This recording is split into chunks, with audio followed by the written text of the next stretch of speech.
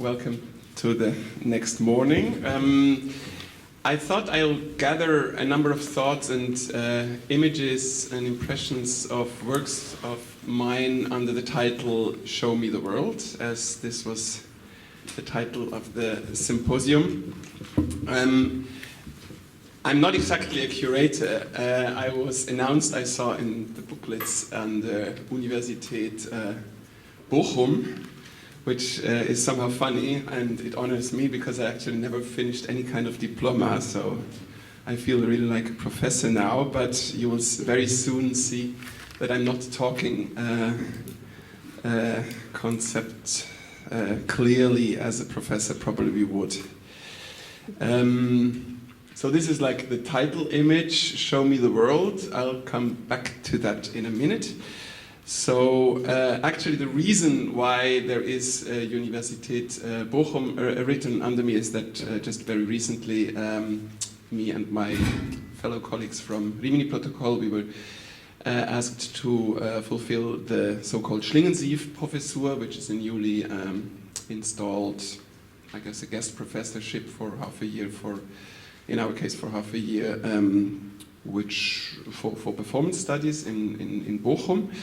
And I will actually, we will be using this to develop a project that we're starting to think of for this region, and this could be probably my next picture about. Some of you might know this truck. I conceived it almost 8 years back when I was doing a project with Bulgarian truck drivers, and basically what they would do again was showing you the world through, because this is the inside, 50 people can sit and look, there's a window on one side and you look at what is your environment, and so the truck actually was taken away from the streets by authorities because it was too rusty underneath, didn't get through German TÜV anymore, and so it's been resting for 4 years somewhere close to Poland, and recently I've really felt sad about it because I thought this is a very good structure to look at the world through the eyes of theater. And so that's what I'm on a long term trying to develop with the students here in the next half year. A project where you would, where in the end the idea is to throughout an entire year, we would want to invite artists from here close by, but also from distant places internationally, to decide where this truck should stop for 5 minutes. And the artist will be developing soundscapes, audio plays, narrations, stories about this particular truck stop or this particular school or this particular zoo that they will choose where to look at in the neighborhoods of Ruhrgebiet, which is a bit the broader neighborhood beyond Mülheim. So this all just about why Universität Bochum. Actually I work with, and maybe the last picture could go as well, because it sort of is a good title to what looking into the world is. With Rimini Protocol, I was wondering, are we actually kind of curators? And sometimes I almost think we are in our own pieces. As probably most of you know, we often work with experts or people that have things to say rather than that they're chosen for how good they do it. So often certain pieces of ours look in a way like little curated festivals of identities, you could almost say. And sometimes when people ask me why I would, or what it is that our different formats are, and then I try to describe is basically taking spaces like these theaters that are often too dark, and I saw Sigrid Gareis before trying to see if we can maybe leave the little door open while this is going on, and decide, it's a bit too unfocused. So the door is closed again, and I actually often describe our theater as a way to put windows into theaters to look outside. I was thinking about it yesterday when Ahmed, I think he's still asleep, or is he already awake, that he described a particular impression about this American play where he felt that it's in the end theater making is about this, going into a theater space and being sucked into the drive of something that really lets you, and that were his words, forget what is outside. And in a way, I obviously do understand this, trying to focus beyond all this multitasking that we're all involved in, and to focus on a social experience that people would share, emotions that people would share in a space.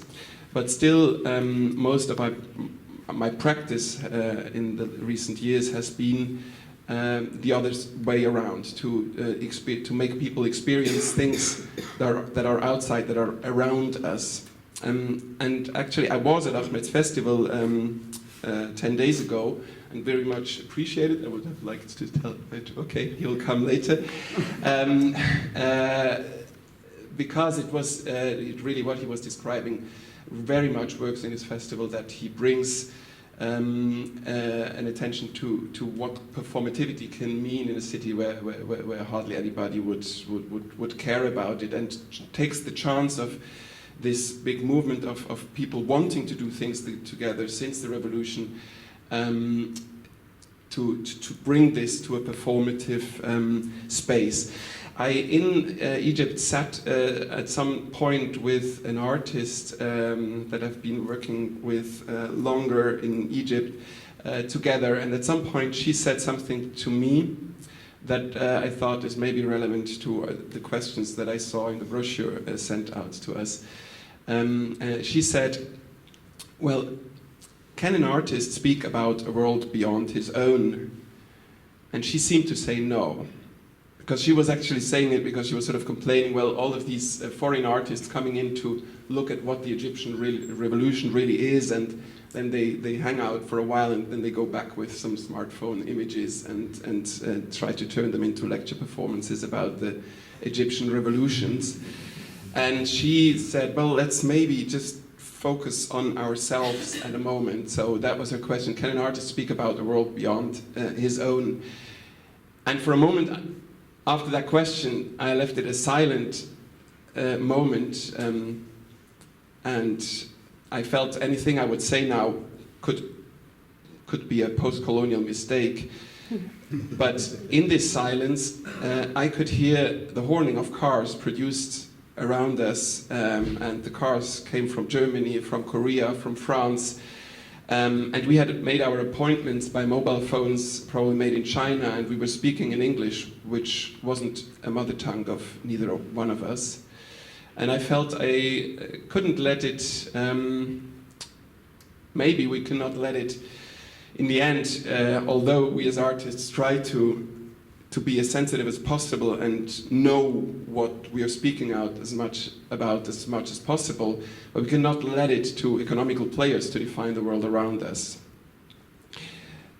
So today I would like to focus on two ways of doing this that I've been maybe mainly doing it, if I'm trying to wrap up very vaguely, two ways of showing the world with many different collaborators in the recent years. And one will be called Traveling Ideas that Make You Discover the Very Local World Around You.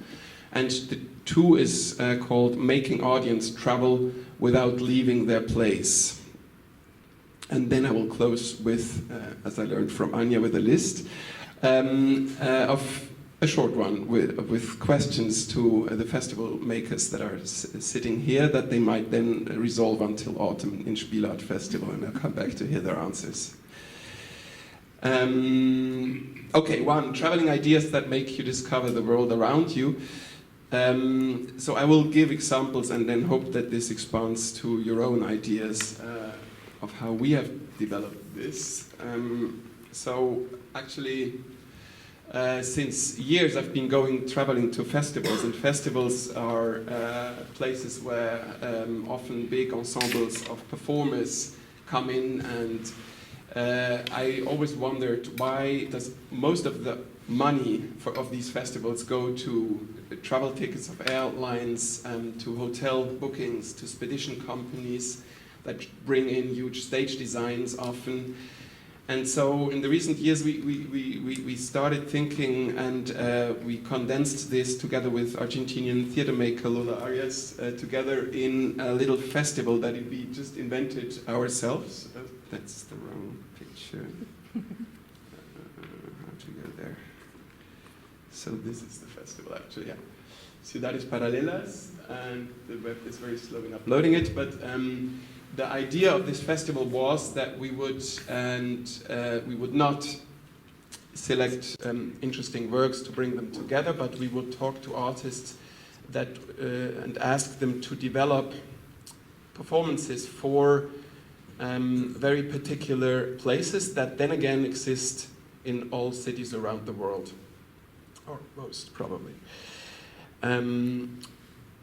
The clear device that was probably more restrictive than any of you curators would have dared to do it to an artist that you would normally leave their freedoms. But I'm as an artist, sort of myself, and Lola is as well. We felt we could do that constraint. We said, you can bring us an idea for a space that exists, as I said, around the world, but don't make anything transportable that you need to bring, and think of it in such a way that you can make it happen in each place where you will get to within a number of weeks. Because another phenomenon we took out of many festival experiences is that often you come into a city, perform for 2 days, and you leave after the third day, and all you had a sort of an exchange with the city was a little bit of small talk in the post-opening festival party afterwards. So we felt a bit more of an exchange with the city could be a good answer to this question that was here yesterday as well. How much do we need to travel, and how fast do we need to travel? So the spaces that the artist suggested then were a rooftop, a shopping mall, front of house, library, factory, and no, this is the factory, was the other. The other was a train station, and this was hotel rooms, and this is a court room entrance. And so these are places that basically we could find as stages in all of these cities, and some of what the artists then made. Let's see, yeah, just to give you 2 examples, was, for instance, this performance by Dominic Huber, who decided to work with the inhabitants of buildings where you would, with headphones equipped, look at houses from the outside. So he spent long time in the city, normally about 2 weeks, working with these people of how the people would look through the windows from the outside, and developed texts, recordings with them together. And what actually happened was that it seemed to turn into sort of a festival house. I'm not sure we need to listen to it in details, but you can see basically just the variety of 4 initial cities where this happened. And I remember one day in Warsaw, one of the people living in that house came out of the house and asked, "What are you doing here?" And then we gave them a headphone, and they looked at their neighbors, how they talked through the window to the performer, to the audience outside, and he said, "But they're all in exactly the same situation, but I've never met them, and they were living in the same building." So this was sort of an interesting way how, through a longer term sort of relationship, through the gaze, in this case, of a Swiss artist that was working in Warsaw for a while with this house, suddenly the house got to know itself in another way. And a second example would be Lola's work about Ibis hotels, which definitely are spaces that look very similar around the world, but she did not work with the similarity of the spaces as much as she worked with the people that clean those spaces, that then have very different migration backgrounds often. In Berlin, they came from mostly Africa and Thailand, I think, the performers, and one Chinese was in it as well. In Warsaw, it was mostly people from with a very high education level that would talk about what it means to suddenly be cleaning with an education of a high degree lawyer. So the stories behind these very similar spaces, once you spent 2 or 3 weeks in the city, started to prove to be very different ones. And I think that's maybe a metaphor for what happens often to when you invite theater performances that are maybe the same one, but what actually they mean very much does depend then on the context that it is outside. So these are formats that we've been busy in a way developing also with other projects where we try to go into a place and spend, that's too early. Yeah, now this is the right picture. So this is a picture from 100% Guangzhou. 100% City is a format that I won't go into details. Many of you might have seen it in Köln or wherever. It's basically a format that allows 100 people to be, or looks for 100 people to be on stage that mirror the city in its statistical demographic categories. And again, it's a bit like the hotel rooms looks very similar in Guangzhou to, this is Cork, I think, Ireland, to Vienna, to London, to, I think this is Melbourne, and again Guangzhou. But it is something that that happens with us, basically 3 of us traveling and not bringing the big stage design that you see. It's all made in the city, and the performers are all found in the city. Yeah, oops, again. Okay, so this is basically about one, traveling ideas that make you discover the world around you, and I come to 2, making audience travel without leaving their place. My background, my first job when I came out of school was a journalist, so I do believe that beyond making you experience your surroundings through maybe the gaze of somebody from far away, as in part number 1, I do believe that there are contents that need to be brought to other places too. And there I think what we've been mostly developing as, or let me start there, why I stopped being a journalist was I did appreciate very much to go to the other side of the society, of the city, to talk to people and find out their life stories, biographies that I still think are the best narrations that literature could ever come up with. But after a year in a small editing room of a local newspaper that doesn't even exist anymore, I developed a big distrust in the medium newspaper. And in a similar way, I think, because I was expected to write in 2 hours what I had experienced in 5 hours somewhere where I interviewed, I don't know, the oldest citizen of the town, or a chicken breeder, or a political meeting that I would witness.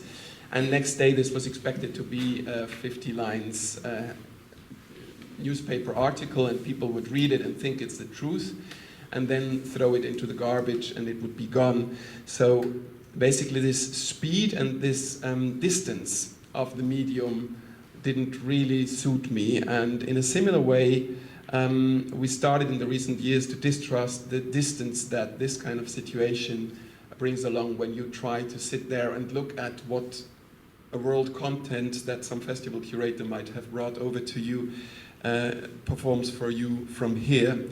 So I'm talking about interactive formats that make people step into roles of other nations sometimes. Like that's probably the first example I would show. And this is actually from, that's where the picture in the beginning was from, the World Climate Conference project, where you actually step into the role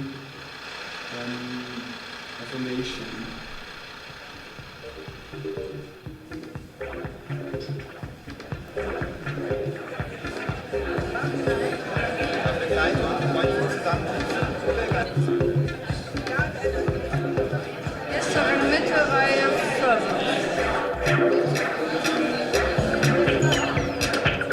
So it's about the World Climate Conference, where every year in around November, 196 nations are gathering and trying to basically solve the tasks that the Kyoto Protocol has left for them to lower the output of CO2 in such a way that the 2-degree limit of warming would be challenged. And we said it would be important that in a way, when we speak about this, people do step in the role of delegates of, for instance, the Ivory Coast. So there are 4 audience members arriving and getting their task to represent Sri Lanka or here the United States. And they do this through booklets that we've developed with scientists from the Max Planck Institute together that give you, for instance, this is the CO2 output of Uganda or whatever the nation is there, or the population numbers, the wealth factor, that make it suddenly more complex. You understand when you're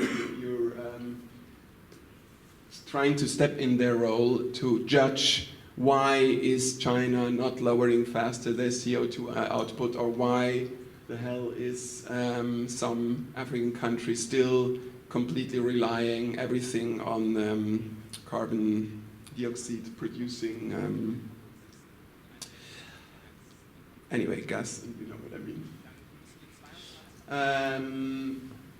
Yeah, that's just very briefly the World Climate Conference. Another example would probably be, if I find it in my confused non-PowerPoint setup here.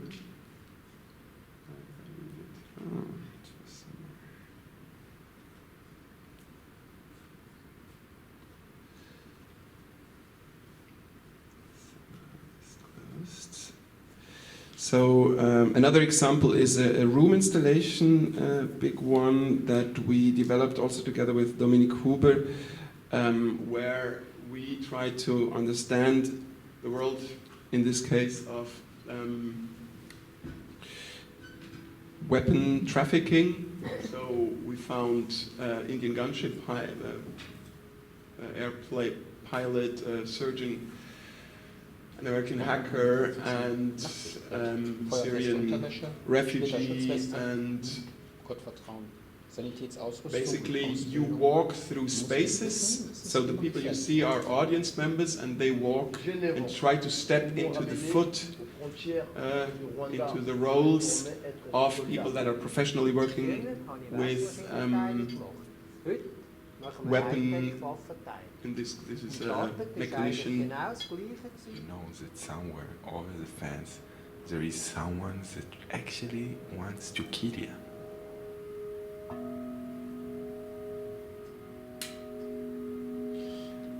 And I thought this is maybe the part which sort of explains why the showing the world aspect is. In this, we tried with Dominique together to reconstruct spaces where, for instance, in this case, air defense missile company producing, well, he's the manager of this company in Switzerland that produces these air defense missiles. We reconstructed his office, we reconstructed this schoolroom of a child soldier. And so in this case, the audience doesn't need to travel to Abu Dhabi to understand the weapon fair, but they step in a way from room to these places around the world that are in little reconstructions where you would get into their role. And so this is a format that we've mainly been developing, or something that we're trying to move on more and more, that brings, in a contrary to newspapers, where you are always very far from what you try to have an opinion about, as close as possible to your skin, to your experience. And at the moment we are working here in such setups to try to understand Brussels, the European Union, but not in an abstract space as the Parliament often is, but rather in homes of people. So people that want to see this show, they can come, they can invite the performance to their own home if they have space enough for about this group of 12 to 15 people to sit around the table. And the show comes about half an hour before with a suitcase to your place, and basically you try to step into the roles of decision makers on a European level in a very particular way that I would recommend you to see instead of me speaking about. So these were examples from my practice, where we try to develop formats that in a way are these little festivals of identities in different ways. And here are the 5 points of questions for festival makers that I would love you to think until next autumn, because I haven't solved those yet, so I hope others will. Number 1, how can we get other continents involved into the festivals without everybody traveling more and more? And I somehow feel that there may be technological ways actually to invent festivals that we haven't seen yet, that allow you to interact and build up live situations via technologies that create a kind of social experiences between countries that connect us without necessarily flying all around. Number 2, how can festivals change their formats more radically so that they become unexpectable and seduce audience to not think only of performance of something that takes 90 minutes or maybe a minute, maybe instead of 90 minutes, maybe a minute only, or a week, or an entire year, or whatever it takes. Because festivals have worked, and I think that was a lot of the talking yesterday about their stability to build up a reliable audience that knows they're coming every autumn, or they're coming, it's happened every second year.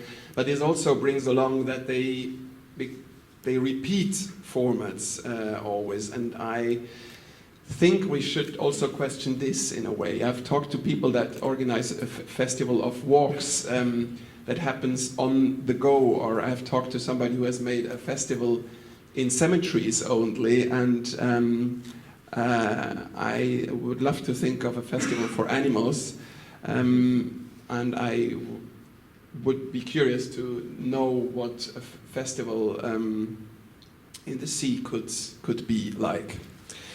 Number 3, how can the fast traveling of the festival market be replaced by longer-term residencies as the visual arts have them? Because all my friends in visual arts, they have this incredible chances to spend 3 months or half a year somewhere and really go into a deeper relationship with a space that is very different from these short and quick travels that you might even have. Anja talked a bit yesterday about this concept, which I think is good, but it's also very fast to go to to be invited to a festival for 1 or 2 weeks.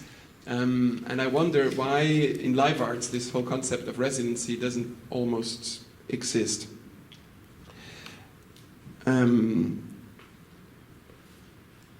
4. How could national institutions like my Swiss province, I'm Swiss, the British Council, but also the Goethe Institute and Alliance Française start funding without nationalism? Beyond bilateral exchange programs like the Switzerland in China year or the Germany-Brazil focus, but where continents would be able to equally exchange between Peru and Morocco, or between Malaysia and Kazakhstan, in a way that would sort of create differently and more equally maybe balanced networks than just this Europe in and out relationship that also Ahmed was talking yesterday a bit when he said he came to Germany, I think, what was it, 20 times.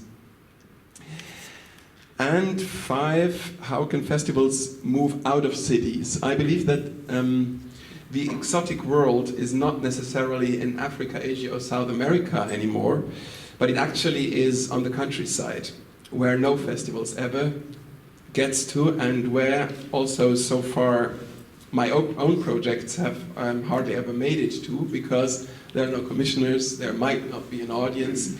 But I feel that this is one of the big challenges for our society to find out why these people in the countryside vote in such a different way than we in the cities, and culture could play a role in this exchange. And I think there should be maybe festivals, I don't know, or houses or production facilities in a way that make us bridge that kind of exotism. So, these are my 5 questions, and I'll be curious to hear your answers. In November is your festival, right? Thank you very much. And